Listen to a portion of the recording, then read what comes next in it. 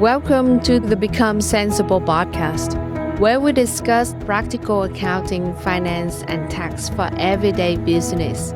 I'm your host, Fiona, and I'm here to show you that no matter what your business financial situation is, you can change it.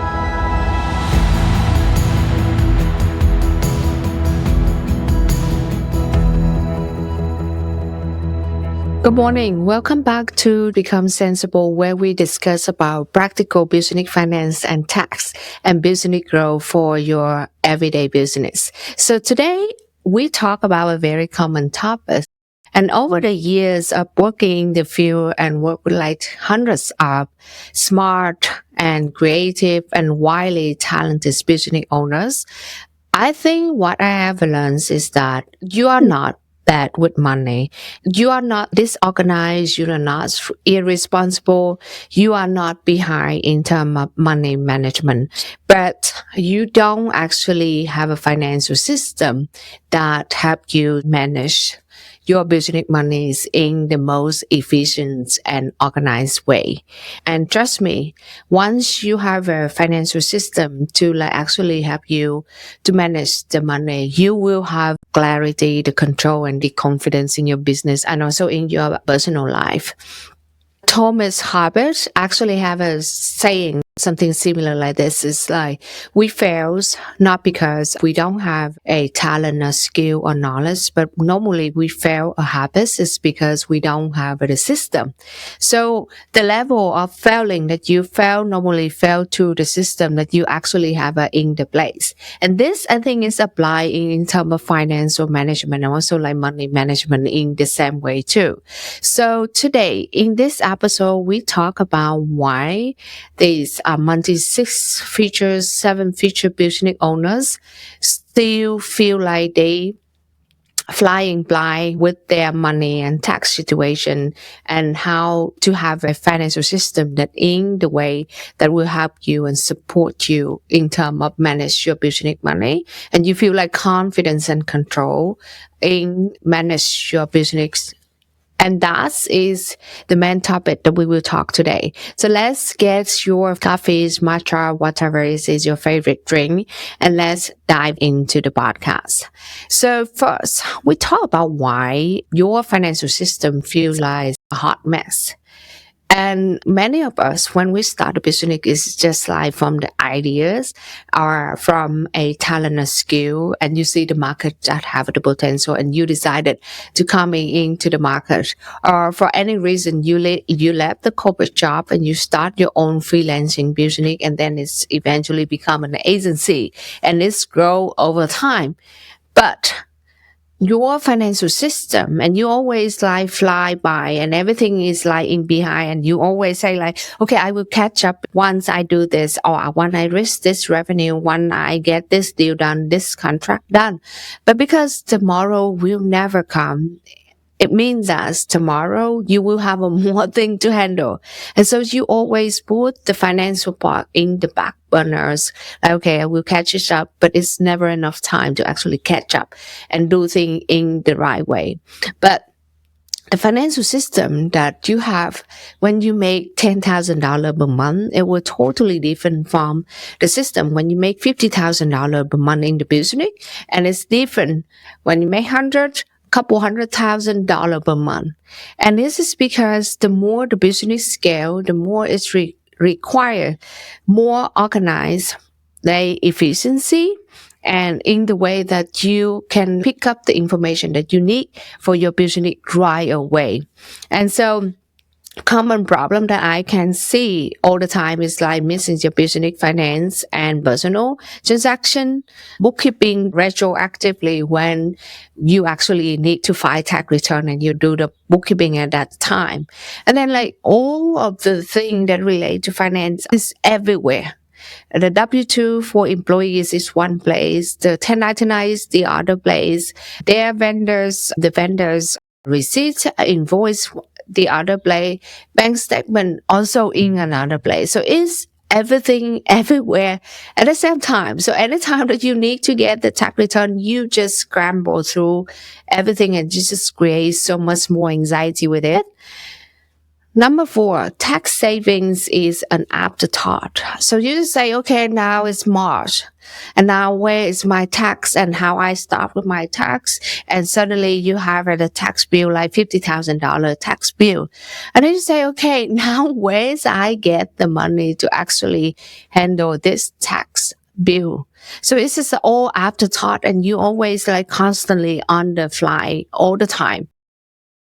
What I learned from manage a business and grow a business is one of the things is you need to have some time that step back and you look overall of your business operation from the front to the end of it. Where's the strategy and where the thing in terms of operation that is short in somewhere.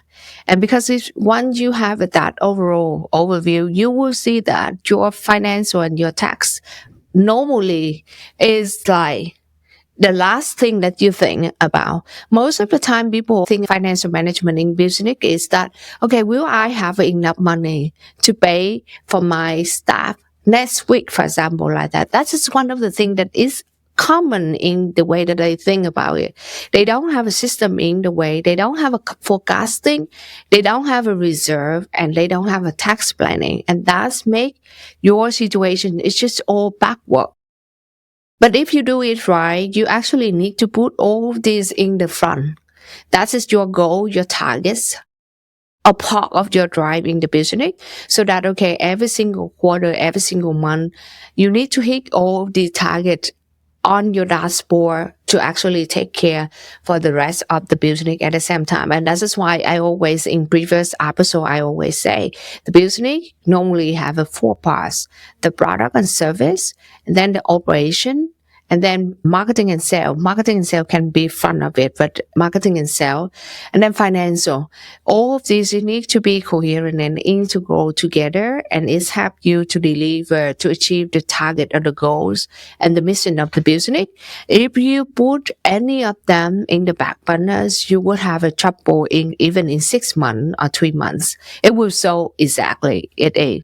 And finally, is your decision is made based on fly because you don't have enough data to actually back up your decision. If you do it right, anytime that you make a decision, hire new people, do the marketing budgets, every single thing is actually have a kind of data to back up your decision. But I understand it. You start everything from the passion, from the idea, and for whatever reason, sometimes you don't have everything resource or time or plan in one place. And that is fine. Most of us like run a business in that situation is start from somewhere. But how we can reduce the overwhelm of that part in terms of tax and finance, and that is where we need to discuss more. So what is a clean financial system foundation actually look like?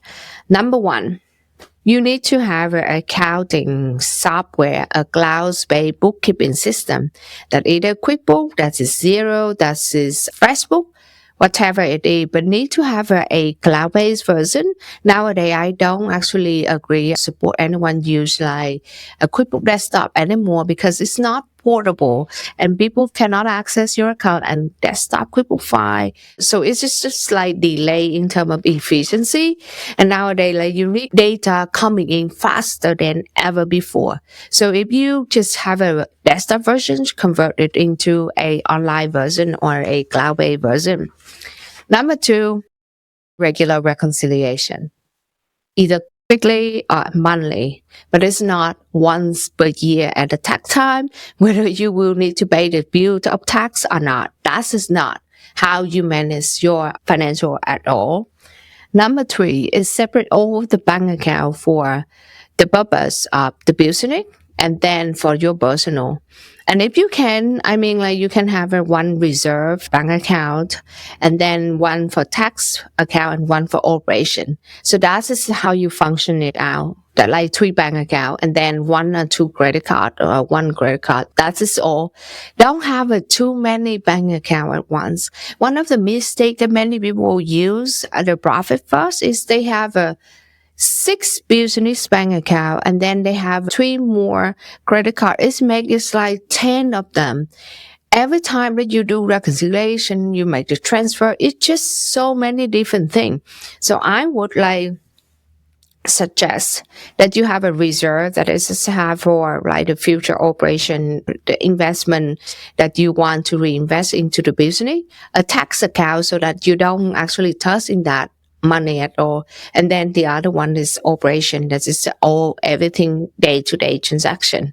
And then I see one of my clients actually have around $700,000 in annual revenue. And when they started, they actually didn't have a QuickBooks Online. People download the bank transaction down and use the spreadsheets to code the transaction. And they do is once per year. And it's just overwhelming because the volume of transaction is a lot. So after we actually catch up everything into the QuickBooks Online for them, they actually can see is every single month revenue, what they spend on very basic thing, but it just give them a very crystal clear the information. And then the other mistake that, and I think that people need to do this is actually have a couple key performance indicator. And this depends on your business situation, and you can put it into your dashboard. Whatever the number is important and your business situation. Some of them may be the cash, some of them may be account receivable, some of them can be inventory. So these key numbers depends a lot into your industry. But you need to have a couple key information, key number that you need to take a look every single week. Once you look at it, it helps you a lot in terms of decision for your business in upcoming weeks. Number 3, people always ask us how much you actually should have save for your tax every single month. So this depends a lot where your business located.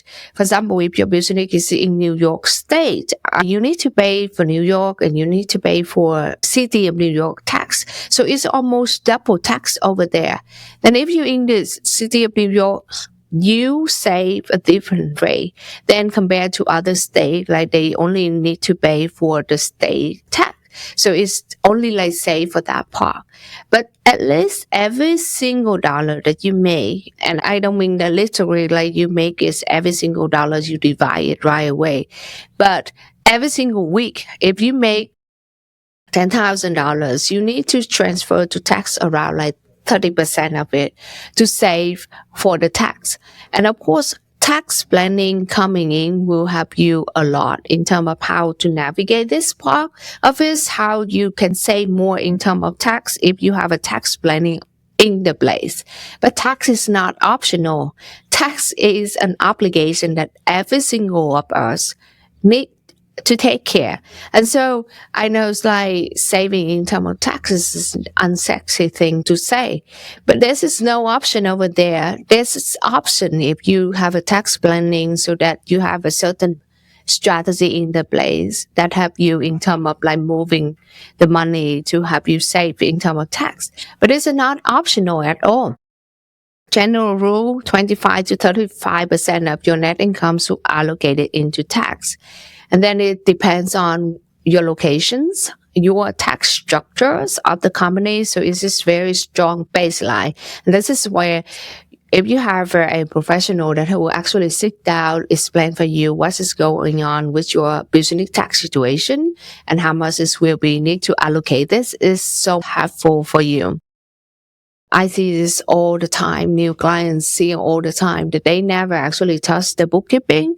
On the tax time, they have a tax bill $50,000. Now they need to okay, how I can put this into a payment plan, how I can pay this over time with the IRS. But then you end up with need to have an interest payment on any payment plan that you have with the IRS. So have a system for your financial, and then after that also think about tax saving. One of the nice habits that you always can do is every single week transfer 30% of your revenue, your net profits. But if you don't remember how much is your net profits, every single week transfer 30% of your revenue into the tax saving, and that would be save you a lot of headache at the tax time. Number three is create a clean system to like help you scalable in your business. And I mean, like, we always think that scale businesses, we need to spend more allocation, we need to hire more staff, you need to sell more, you need to do marketing more. That is wonderful, but your finance back-end system is not support for your business scale will have a problem. Regardless how much your business strategy is always have a problem if you don't actually have that system in the back end. And that is one of the thing is many business when they scale, they have a struggle, the challenge with the cash flow situation. And so you will need to find a way to solve your cash flow situation, because saving certain percentage for reserve and for tax, it depends a lot in terms of your cash flow situation. If you make $30,000 in revenue this week, but your cash were deficits because you never actually was able to catch up with the expense and the future invoice coming into next week, then you don't actually have a cash to transfer it into the reserve. And so set up a reserve or operation expense, the target of money that you need to have in your business every single week. And because of that, you go backward with the business strategy, with the marketing and with sales to help you to back up for that financial goal. So your business cash flow issue is one of the very important point that you need to do, because otherwise scaling, it means that you need more cash. Expense your business is need more cash. That's you will be stuck in that cycle of you make enough to pay all the bill and the bill coming, you pay all the bill, then you don't have any money left in the bank. And that's the whole cycle. It will go until you find a way to increase your sales revenue, increase your efficiency in the business, that help you to have the net profit. And from that net profit is build your reserve and your cash flow. So I think that is all for today. You can see that money is not messy, chaotic, or hard to manage. I want you to know that you are not messy with money, but your financial system is. And you actually can fix it. Understand where you are at in terms of your business situation, in terms of financial, what you have, what you don't have, and fix all the critical point of your business financial first.